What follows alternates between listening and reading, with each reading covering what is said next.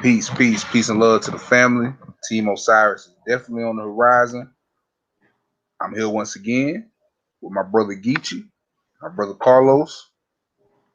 They love the first show, the West Africanisms in America.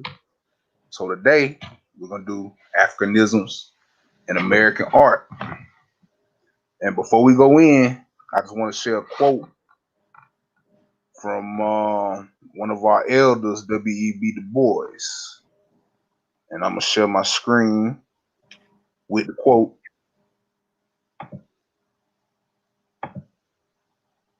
And this quote is referring to music, but it can refer to arts in general regarding our people or whatever.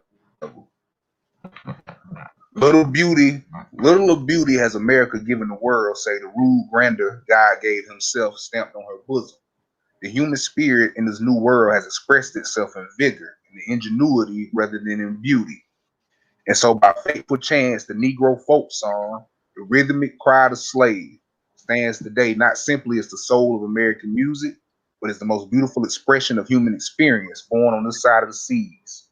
It has been neglected, it has been and is half despised, and above all, it has been persistently mistaken and misunderstood. But notwithstanding, it still remains as the singular spiritual heritage of the nation and the greatest gift of the Negro people. W.B. Du Bois.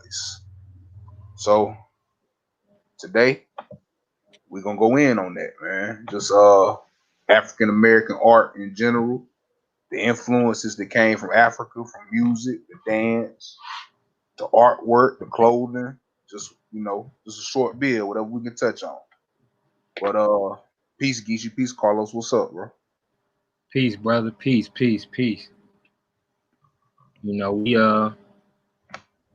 as we talked about last time, it's pretty undeniable the Africanisms in American culture, and a lot of that rubbed off even on Europeans, and a lot of the white people who own slaves. The cooking, the Southern cooking, all of that rubbed off, and they even use a lot of that. So it's really undeniable at this point as to where, people try to say that our culture has been destroyed, or that we don't, or Black people in America don't have a culture. And I wanted to read a quote of somebody who actually, one of these European scholars, who tried to say that, and how we could, it was a while ago, but we can easily refute him. He says, let me see. Before I quote him, let me find out where he said it. Okay, so let me show this book where it's from. First of all, I'm gonna show all this stuff on my sources. I'm gonna show what books I pulled it from, so the people can, go on Amazon or your local bookstore and pick up a lot of the stuff. Okay, yeah, most definitely, bro. So this one is this book right here is called Africanisms in Afro-American Language Varieties. And it's it's like a journal. It's like a bunch of essays from different scholars talking about what we talking about right now. Africanisms and Afro-American language varieties. And the man, his name was Nathan Glazer. He says, the Negro is an American and nothing more. He has no culture to value or protect.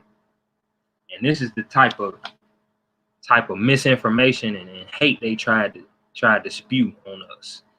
And we here to show and prove that that's a lie. Definitely, that quote just got me heated. I ain't never heard it before. I'm trying to. When did he say this? 1963.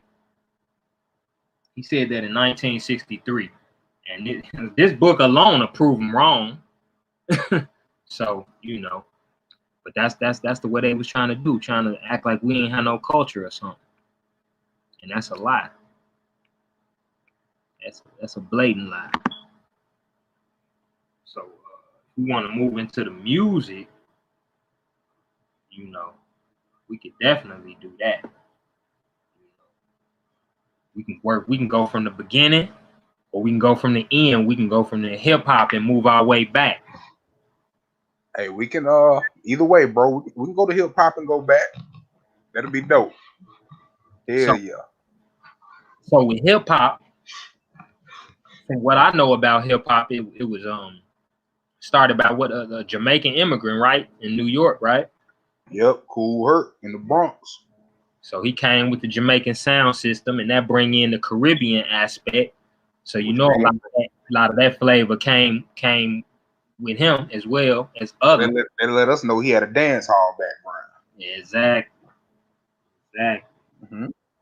And so when you get into hip hop, you got break dancing, b-boying, you got the MC, and that's referring to the call and response, you know, which is another African. Yeah, they come out of the griots.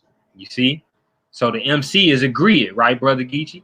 Basically. Yep. So Nas and all them, they griots, they modern griots, you know, and you know, it's just an amazing thing to see the culture, you know, to pull from those African sources. Let me see what I got here. Let's see what I got here regarding music. Well, I could go into speaking of breakdancing, I can go into Capoeira, which is Afro-Brazilian. It's an Afro-Brazilian. It's almost kind of like a dance, but it's also a form of self-defense. Mm-hmm. And these capoeiras, they used to use drums, but then a lot of the Europeans were scared of that drum because of what it means to Africans in war and communication. So they start carrying around a bow, and then they changed it. They kind of changed the instrument they was using, and that bow that they used came from Angola. They used to use the Congo drum, but then, like I said, with the drum being with the drum being connected to war, they stopped that, and so the capoeiras would use the bow, which also comes from Angola. You know, and southern Angola to Brazil. They brought that to Brazil. That bow is a musical bow. It's called a berimbau, if I'm saying that right. And they use it in capoeira, and they also, I believe, use it in candomblé, which is another Afro-Latino religion. Yeah, they do. And I was looking over some stuff earlier. I ran across that.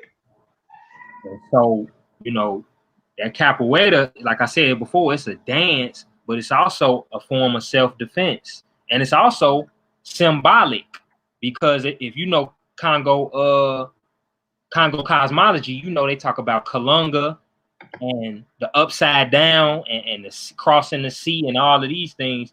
So the capoeira, their hands are like legs. They're upside down. That's symbolic of the Kalunga, which is Congo cosmology, where the ancestors at. You feel me? On the other side, it's upside down. See what I'm saying? And so by them kicking upwards, it's called inverted kicks. By them kicking upwards and stuff, they upside down. They on their hands and their feet are upward. All that's Congo derived, and this is in the New World. So, if we weren't Africans, why would we be doing these things that, the brothers in Angola did, or the Congo, I would say. Exactly. It's the reason when we got over here, they took our drums, man. You don't understand that. I don't know. It's crazy. It's like in gospel music, saying when they took our drums, in the North American South, we came up with gospel. You know what I'm saying? The early gospel Negro spirituals was actually messages. Trying to give people, pathways to run away. That's why I was talking about the River Jordan and running to the river and stuff. Because they can run up north for freedom. Exactly. The message, like Brother Geechee said, though, those drums were messages, so they tried to stop that, and then we moved it. You know, we got a lot of ingenuity. We moved it into the vocal, in the gospels and all that. I was gonna say too. Also, when you say Jamaican, Jamaican toasting and stuff like that, that also Jamaican toasting also got the tradition from African anyway, but it also had got influenced by African American music. Not well, Jamaicans are African Americans, but North African Americans of the United States, they was influenced by their music too, by jazz and bebop. You know what I'm saying? Like and jazz music. You know what Right. I'm saying? Scatting and stuff like that. You know what I'm saying? All that play a part in rapping and toasting too. And also, why why me, I don't believe in mumble rap. Any such thing, ain't any such thing as mumble rap. Some Okay. people Go in, get you. when you say mumble rap, they just don't understand Southern dialects. You know what I'm saying? But you do have pretenders that be out here just, you know what I'm saying, just jumping on the wave and they actually are mumbling. But these actual artists like Migos, stuff like they're not mumbling. They actually rapping and saying shit. And then in the first place, if you want to say that, the first rapping and toasting, they were just speaking out nonsense. They wasn't saying nothing, they're saying anything that's making sense. So therefore the original rap was mumble rap, motherfucker. Exactly. Exactly. And Killed them, bro. exactly what that brother said, man. Ain't no mumble rap. It's all style, you know. It's just it's a style. It's Mm-hmm. so I'll be understanding certain southern rappers slang, you know, people just don't understand the slang and the dialect. You know what I'm saying? They actually speaking some real shit. Y'all just don't understand the streets and the terms and terminology. Even though half the time later on y'all steal the terminology, like words like trap, stuff like, you know what I'm saying? Certain shit like, now everybody trap. They saying trap in New York. Ain't no traps in New York. Exactly. we already know what's going on. Said our culture, we still here. We still, you know what I'm saying, African Creoles. We still here, and we got a strong culture, you know. I want to show this other book I got. Can y'all see me? Yeah. This book right here is powerful. What's that? Fighting for Honor? Fighting for Honor. I'm about to put that in the cart right now. TJ Obi. And you know, he go into, like I was saying, when you look at breakdancing, and then you look at capoeira, it look like the same thing to me, even though the capoeira is also used as a form of self-defense. It's also a dance. You know what I'm saying? And this brother go deep into that, but he also goes deep into different other forms of African martial arts. And I'm gonna show an article too, where he talking about. Can y'all see my screen? Yeah. Well, no, not yet. All right, let me share it. My bad.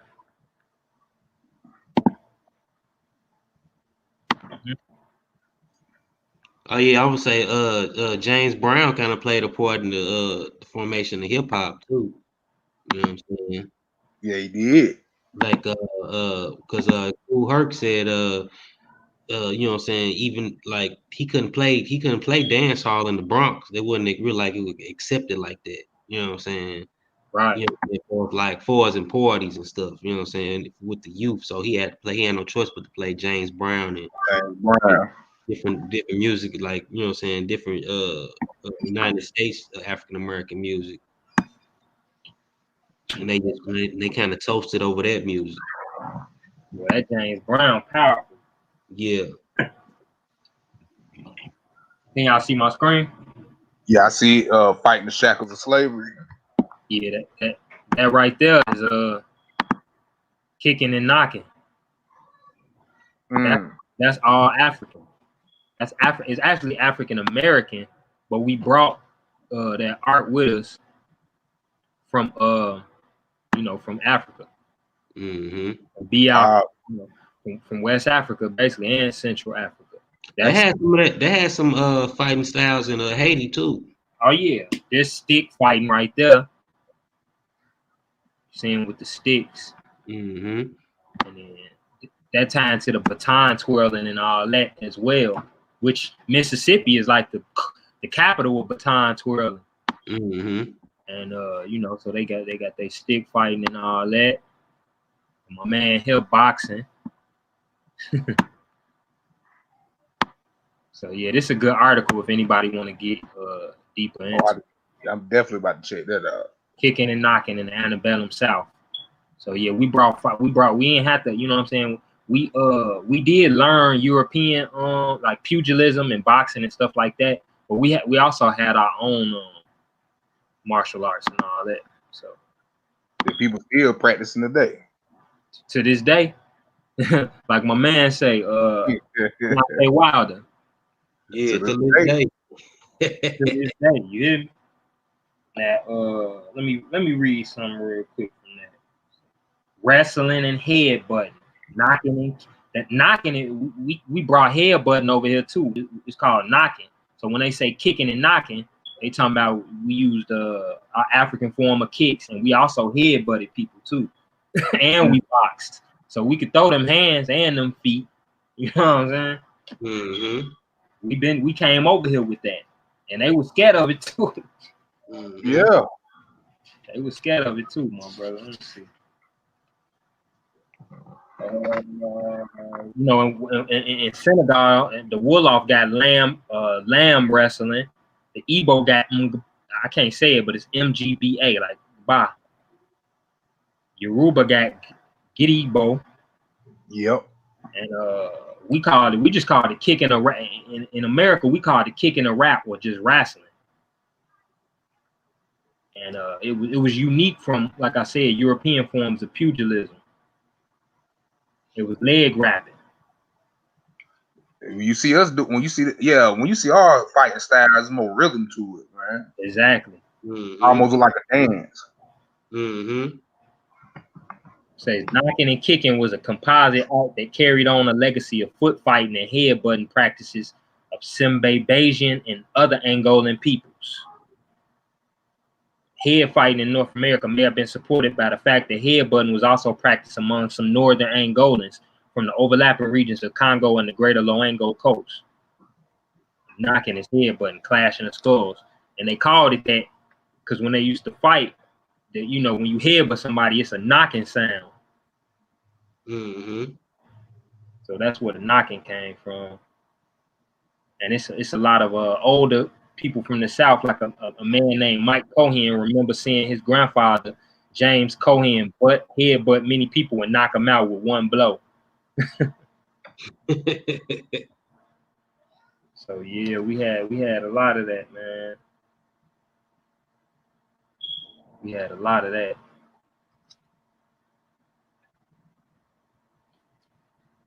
But it's all art, man.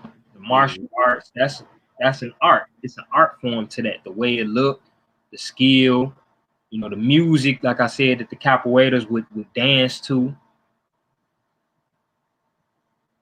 It's all art, and it's ours.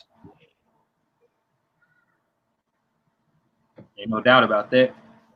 Oh yeah, even to the I'm about to find a picture in a minute. The quilts. Oh yeah. Quilts that they sold along the Gullah Geechee coast and in Mississippi. Yeah. You see the same patterns in West Africa, in Ghana. The mandate contributed a lot to those patterns too. Matter of fact, I'm gonna show you. Okay. While you looking for that, some of the patterns. Something like the mud claw. Yeah. Well, I got some clothing from. Let me see. This from Senegal. I got some clothing from Senegal. Let me see. This here, like the this is a what you call it, like a suit, basically. Oh, that's fire too, bro. See the patterns. Yeah. I got this with the basic, you know what I'm saying, the basic patterns in it. But this we had style, and you know, look up Harriet Powers, bro. Yeah, I'm gonna look that up. She was a famous quilt maker from Georgia. Yep, those quilts is a part of our legacy. Let me see. Something. Matter of fact, bro, remember Terrence, we were just talking about Athens. She's from Athens. Okay, word. Let me see something. Look up her quilt. It looked just like African. How you spell her name, bro? Harriet Powers. Okay. It's like Harriet Tubman, but still Powers. Mm-hmm. Yeah, I heard. Yep, that name. She in one of she mentioned in one of these books I'm looking at. She famous for that. Yeah, her work in the Smithsonian's. Exactly. And it's got the patterns. Those African textiles. Yeah, and she drew like she you know, of course she did a biblical mixed in with the biblical stuff. Exactly. But it had a lot of celestial, you know what I'm saying, type stuff in there too, like the moon, the stars, and it looked like Dogon stuff for me. They really do, bro. I'm about to share the screen. They really do. As soon as it load up. They do those patterns in Bahia, Brazil. Where else they do it? Suriname. Bro, it look just like Dogon art. That's it right there. Yeah. There you go. They look just like Dogon art when they talking about armor. There you go, right there. That's powerful. And this the sister right here. Harriet Powers.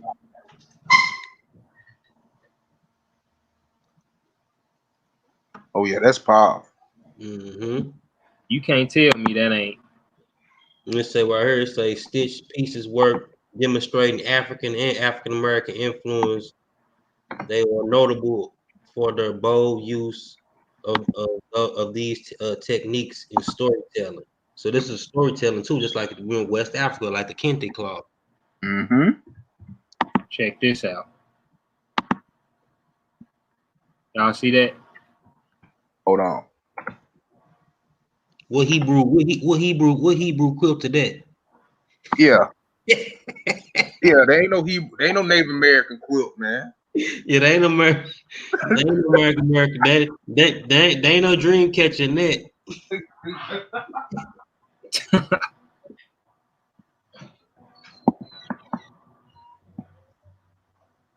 Miss Ruby Woods. They still doing this. Look at that. Y'all see that? That's beautiful. Look up the basket making, the grass basket making, the Geechee Gullah basket making. Geechee Gullah basket making.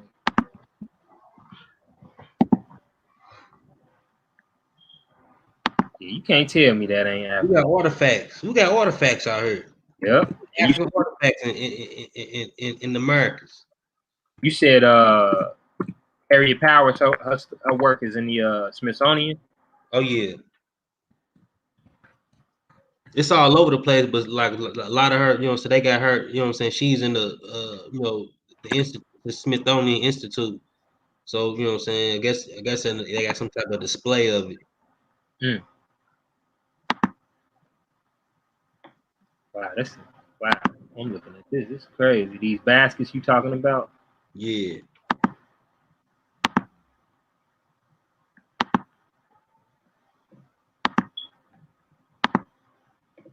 Is this it? Yeah, that's those right there. Yep. Wow. Look at the patterns. Look at how detailed that is. They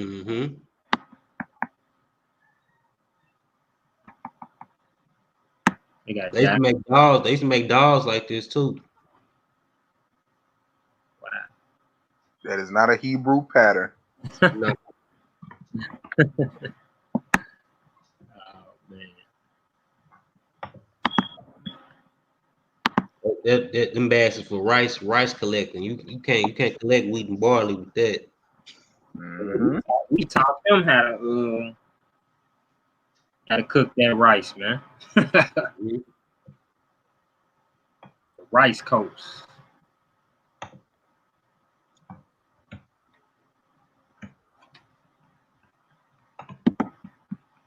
But yeah, it's so many ways you can go with this art here, you know. With the Yeah, man. African art. From music to pottery, quilts, martial arts, dancing. Hey, Geechee, man, I seen you building on a post about it, man. Can you please explain twerking right quick, bro? Oh snap. Oh man, hold on. I seen Geechee going in. I seen Geechee going in on somebody's post. So I said, bro, I gotta get. So we changed it to art. I said, bro, I gotta let Geechee go in on that, man. Oh yeah, hold on. Let me get into it. Let me say, because somebody had made a post about, it is, it is true they do over sexualize everything we do, like our dances and stuff, like twerking. You know what I'm saying? But even though, you know what I'm saying, twerking always was a sexual type of dance. It was a, you know what I'm saying, it was a fertility dance. You know what I'm saying? We celebrated, we did that in West Africa. We Mm-hmm. celebrated our women's body and stuff. Women love themselves. You know, it's where we from. You know what I'm saying? And this article I heard was article on twerking. It say link to Africa to African diaspora. You know what I'm saying? Historically and currently, similar styles of booty shaking are found throughout the continent of Africa as well as African American diaspora. Similar styles of dance are known as mapoka in Ivory Coast, Lumbuel in Senegal, Dito Banya, a dance in Sithonyo language in South Africa, and other styles can be found in Tanzania, Southeast Nigeria, Uganda, and Kenya. You know, that's just to name a few. You know, so he's even dances in Somalia. They call it Yep. the Nico. You know what I'm saying? This style of pelvic and hip isolated dancing is known as perio and sandungio, associated with reggaeton from Puerto Rico. Twerking can be said to be indirectly linked to African cultural dancing without any direct connections between people from Africa. Without knowledge of its historical and cultural roots in New Orleans and links to a diaspora style of dance, the trend is discussed in the historical ways.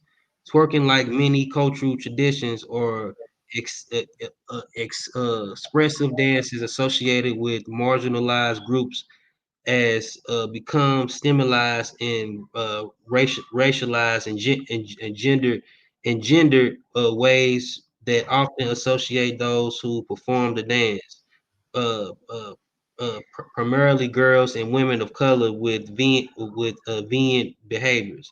Twerking has been linked to the dancing whining, which is defined as thrusting or rotating the pelvic girdle in rhythmic patterns.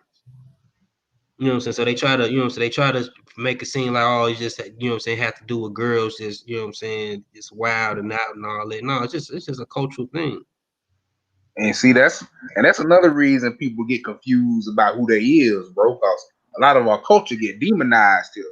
Yeah. So start looking at like something wrong with it. Like when Like wrong, young girls, like even in West Africa, young girls, little kids dance like that, but you know, they ain't looking at them like lusting at them or nothing. yeah, it's culture. Mm-hmm. It's definitely a culture, and it's a disconnect, like you said over here, where it's looked at. You know, they looking at it sexually, but you know, it's dancing is a form of expression. Mm-hmm. You know, they expressing themselves. That beat moves through your body. That's how they express themselves. Mm-hmm. You know, and we, like we was talking about earlier, we we the origin of all of this American music. That's us. Mm-hmm. I got even Fela Kuti, he called his dancers twerkers. I didn't know that. Yeah. Even like the term twerking as well too. It was in New Orleans too. The word traveled to New Orleans, so it was in New Orleans for a long time as well. I want to show this. Oh yeah, I'm streaming this on Facebook and YouTube, y'all. So I want to it's gonna spread. This graph with y'all. Okay. Y'all can see that? Yeah, it's up now.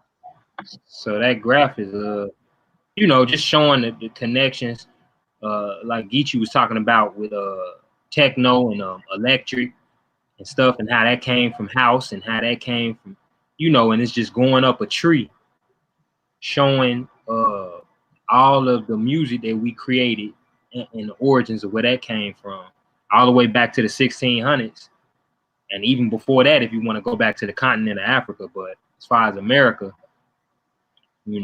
Go.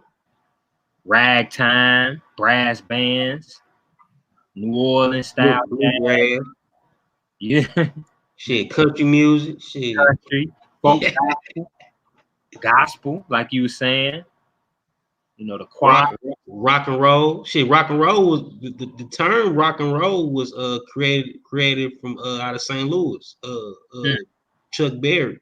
Chuck Berry created the actual term rock and roll. You know what I'm saying? Bebop. Jazz, of course, like we talked about last time. Bro, you gotta send me that family. You gotta send me that. That's cold. I'm definitely gonna send it to you. I'm gonna send it to you. I'm gonna send it to you. Yeah, that's a cold family tree there. Yeah. Even with the like we was saying, even with we was saying earlier, going from music and going back. And if we started hip hop, even them old gospel groups was rapping, basically. Right. How they were getting their message across. Mm-hmm. Rapping. That's culture we brought with us. Mm-hmm. They been rapping. Sure. What's his name? What's the brother name? It's gonna come to me. Yeah, when they was talking about when you talk about the first rappers, what was James Brown doing with it?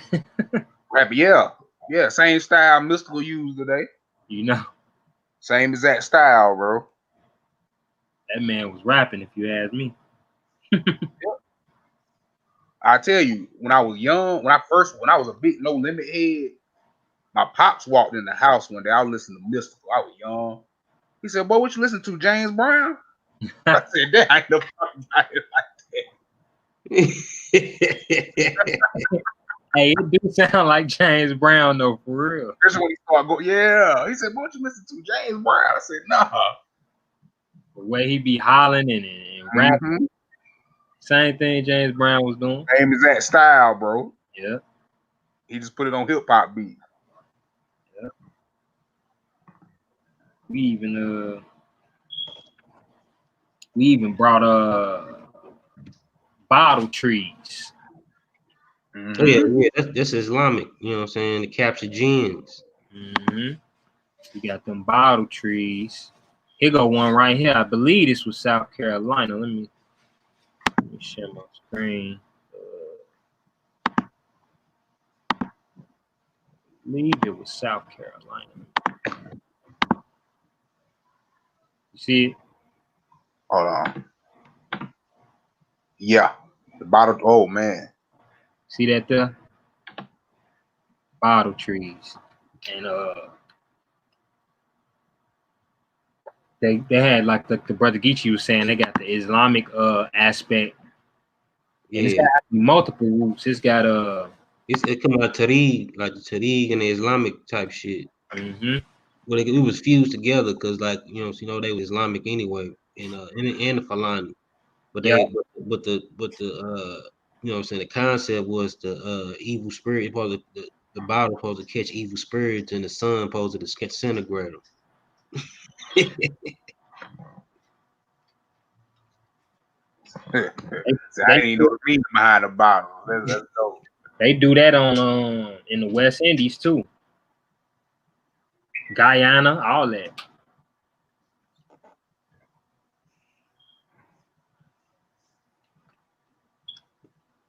Like I say, man, this series of shows we doing, it's only the second one. It's so much stuff we can get into that, man, we could do a show.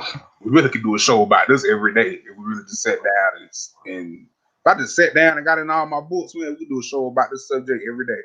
Mm-hmm. It's Something new. Even the blues could we just do the blues as a show alone, just on the blues itself. Yeah. Oh yeah. Oh man, we do a whole blues.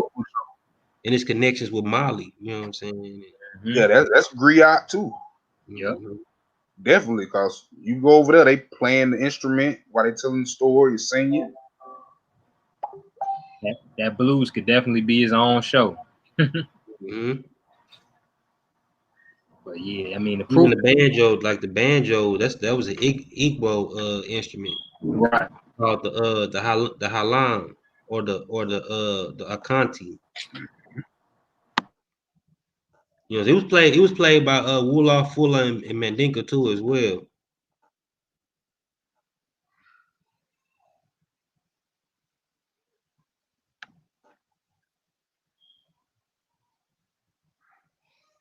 What's the famous blues? What's the famous blues singer? The dude they say he sold his soul to the devil. Oh, you talking about the man at the crossroads? Yeah, Robert yeah. Johnson. Robert Johnson. Yeah, Robert Johnson. Yeah. Yeah, he was rapping. Shit. His music. Yeah. Even that crossroads concept is an African concept. Yeah, he basically sold his soul to SU. You see? The crossroads. Well, what they call it the devil, but yeah, that's the shoe, you know. Yeah. Mm-hmm. He opening them doors. Yep. Creativity. Mm-hmm. Mm-hmm. One got there in Voodoo and Papa Leg, but yeah, you gotta open the gate. Yeah. You already know what it is. Mm-hmm. Cause They it was just even got bastardized over here and they said the devil. But you know, in Africa, we weren't looking at that like no devil. This is something you gotta pay your dues, you gotta pay your ancestors. yeah, that was just the religious part. Cause even Robert Johnson himself, he wasn't religious or nothing. Mm-hmm. And he just, you know what I'm saying? Because the church kind of done blues at that time period. Yeah. Wanted to demonize it. Yeah, because it had a lot of African spiritualisms in it. Had a lot of hoodoo in it. Well, blues is hoodoo. You know what I'm saying? That's how I look at it. Hoodoo is the blues, and jazz is voodoo. Mm. You know what I'm saying? Coming out of New Orleans. You know what I'm saying? Because the blues was created in the Mississippi Delta. Right. And then jazz was created in New Orleans. And then you had ragtime. Ragtime was a kind of a South Carolina thing. Yeah, I think It was popular in St. Louis too, like Great Migration and all that. Like the migration. St. Louis became like kind of a mecca of ragtime after a while. Mm-hmm. That's the actual fact. You just went in, bro. You put it. I didn't know that. That's how it came together. Mm-hmm.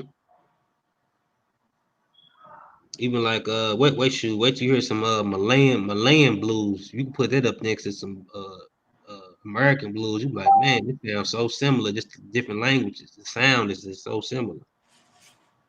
Even the director, the guy, he's a fan of Malayan blues.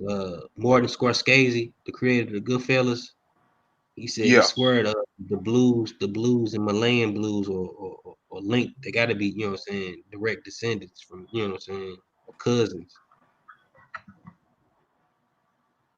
Yeah, it gotta be. It ain't no denying it. Mm-hmm.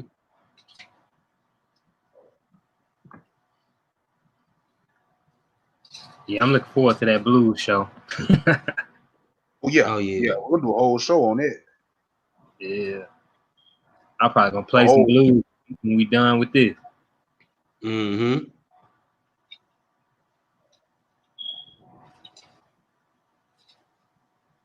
See, look, and see, I ain't gonna get into too much, but just cause y'all said that, I just gotta read this one part of this article.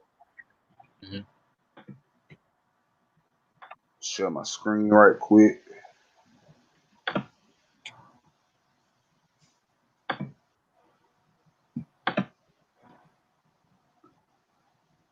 Where it go? Okay. Wrong one. I shared the wrong one. Hold on.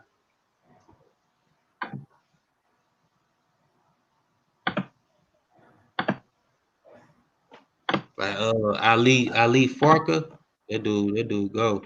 Man, yeah, Toure, Ali Farka Toure. Yeah, that's one of my favorite artists. Yeah, him and his son. Yep. Right here. The African influence in the blues is undeniable. The poetic structure of many of the verses is similar to the West African tradition of AAB poetry. The story-like verses carry on the oral traditions of African cultures. As Deja points out in her article, many of the cultures of Africa made and performed on instruments similar to what could be found in America.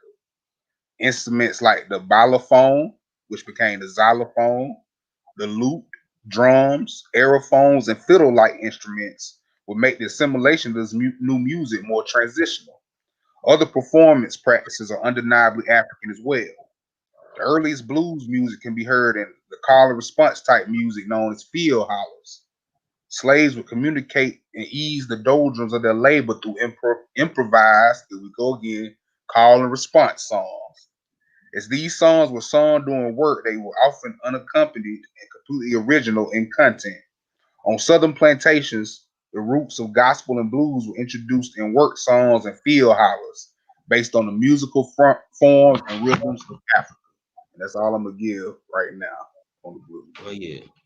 I would say, Brother Carlos, you ever heard of Tomani Diabati, Oh yes, I have.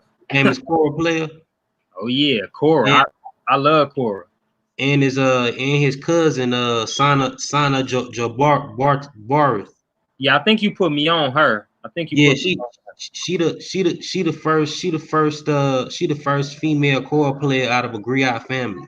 Right, right. I do remember you because we was talking about Tumani and you had mentioned her, and Yeah, I had never heard of her, and I yeah, checked she her out. cold. She official. Yeah, she cold. And she makes up music, but like more like modern music. Right. Exactly. Yeah, you can't. It's undeniable that that Malian blues, that it's undeniable, man. Mm-hmm. And all of that stuff in the areas we came from manifested itself in the Americas, in different ways and in different regions, of the South and things that moved up north with the Great Migration. It's all, side by side. It's like a mirror. Mm-hmm. Oh yeah, it was one quote I wanted to. Let me see if I can find this quote that this person said. Let's see if I can find it. But it was an awesome quote.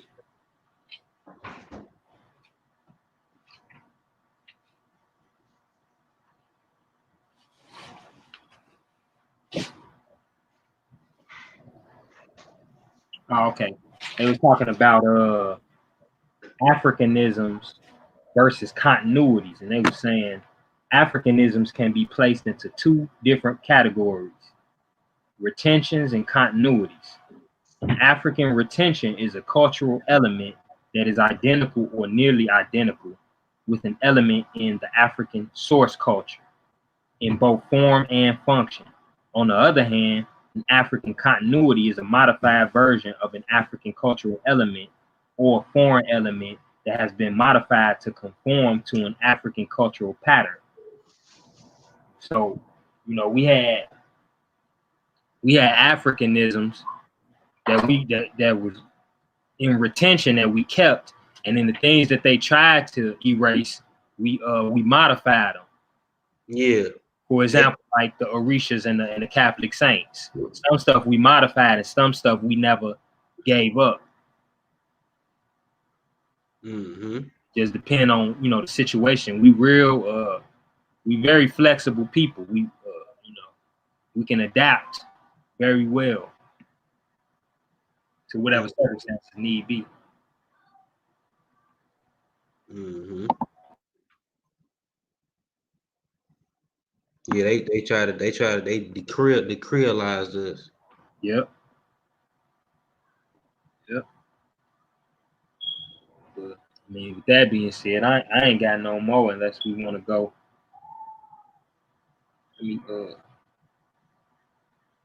Let me show some books that the audience could get.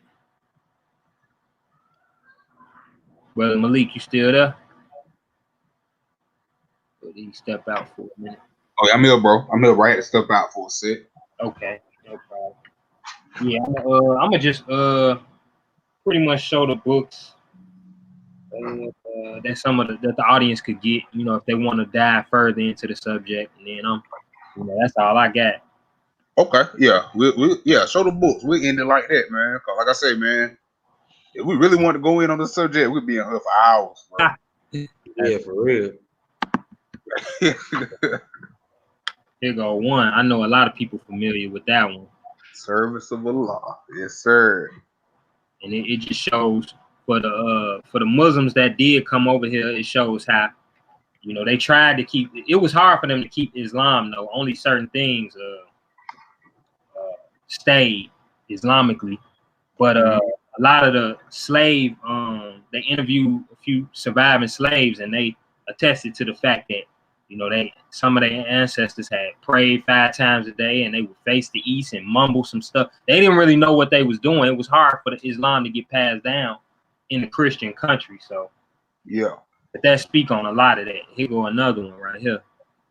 slave religion. Okay. Slave religion, the invisible institution in the antebellum South. It's an old book, but it still got some jewels in it.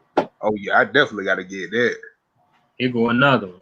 This one talk about the bottle trees and the textiles and with the African quilts and patterns and stuff. It also speak on religion too.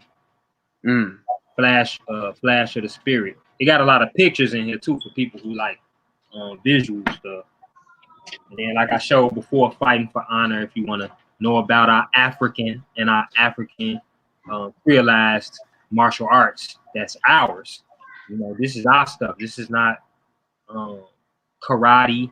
This is not Muay Thai or no Asian forms, which is respectable. This is ours. We need to start taking pride in that, man. Exactly. This one I showed already, Africanisms and Afro-American language varieties. And this proves the case that you know, that our slang and our ebonics that is not unintelligent or nothing like that. It's just another form of language, AAVE and all that. And go another jewel.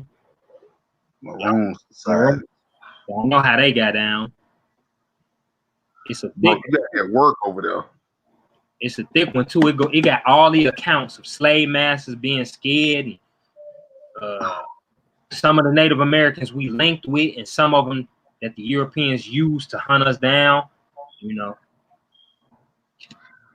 And this one I referenced last time, Africanisms and American culture.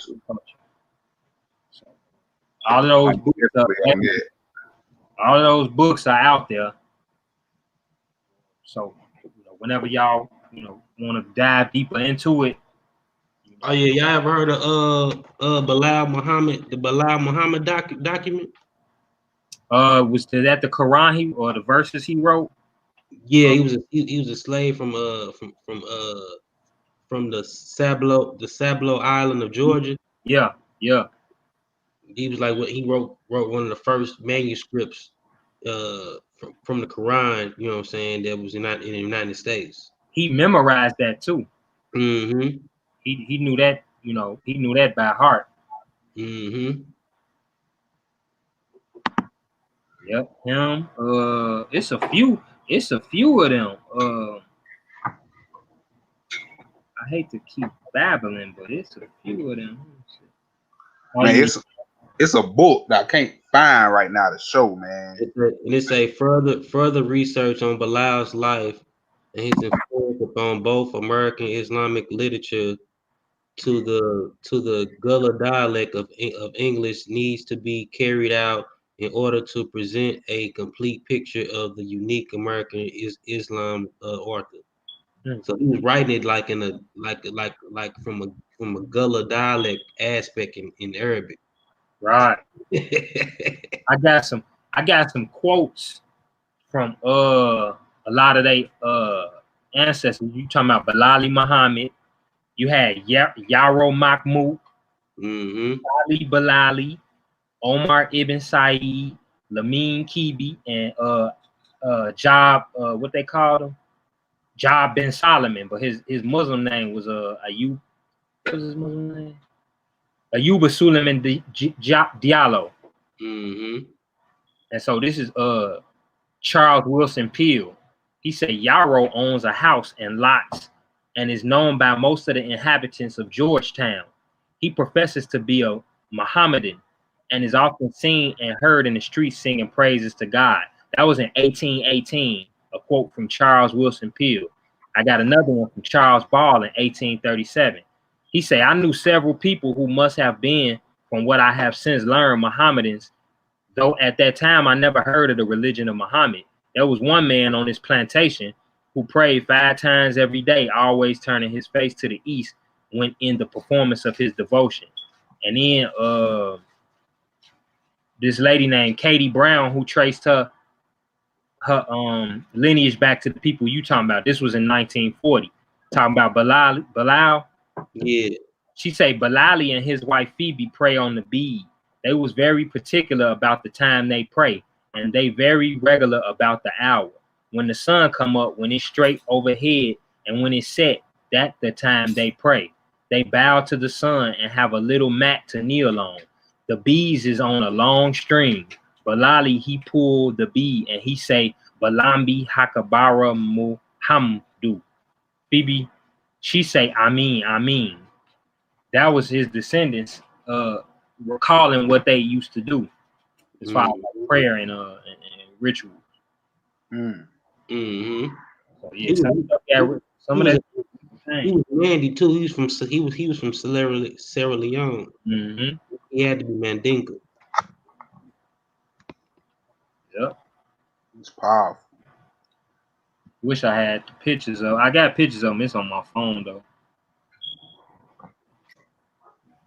Yeah, it's a book, man. I don't know where my book at. I was gonna show it. It's a reader too, man. Yeah. But I got the title is A Desolate Place for Defiant People. The Archaeology of Maroons, Indigenous Americans, and Enslaved Laborers in the Great Dismal Swamp. Ooh, that's archaeology. It's got some of the pottery they were using and all, man. yeah. I'm gonna have to add that to my cart right there. It's on Amazon. Yeah, it's on Amazon. Yeah, I need that. It's a desolate place for defiant people. Mm-hmm. There's also plenty of different art forms, like all throughout the Americas too, like South America, Cuba, you know what I'm saying, Central America, all different African expressions.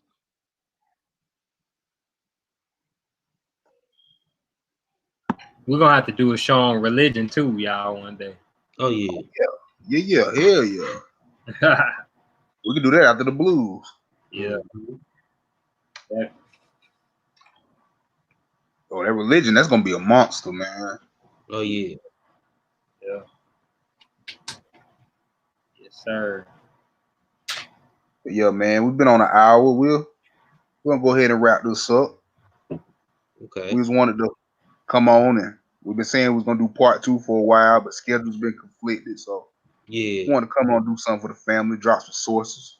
Yeah. I still got to do that part 2. Of the origins of the term Moor. You know what I'm saying? Even in that part 2, I did the first on Tiffany show, but on here I'm still kind of do a recap of what I went through, and you know what I'm saying, go on and complete you know what I'm saying, complete the presentation. Shit, yeah, we can do, man. We might can do that tomorrow night. I'm gonna see what I got going on. We can definitely do that. Okay. I know Brother Amir hit me a minute ago. Matter of fact, in the chat on Facebook for this video, he said we're doing the Fuller show. So later on tonight, couple of hours, we can do the Fulani show, man. Okay, bet. And Carlos, you welcome to come on the panel for that show because I'm gonna be learning just like you. I know they about to go in. I already know you. I'm trying to learn something. You did. Yeah. So yeah, we're gonna wrap that up. Peace and love to everybody. Team Osiris on the horizon. And until next time, till later tonight, we out. Peace. Peace.